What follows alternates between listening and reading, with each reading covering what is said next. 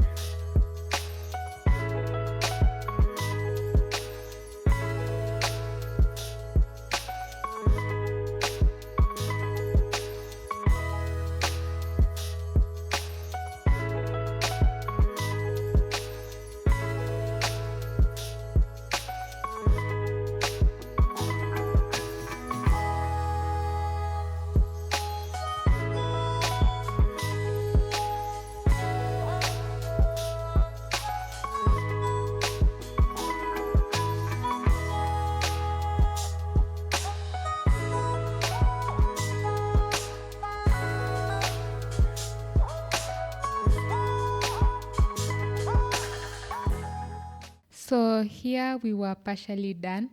I'm saying partially because a part of me wanted to stop here, but the extra me just wanted to go on and on. So I decided to use some crayons for the background, and I just blended the colors. I maintained the yellow, red, and orange theme. So I just used them for the background. So I'll go ahead and finish that up. Then we go to the final review and making of the frame.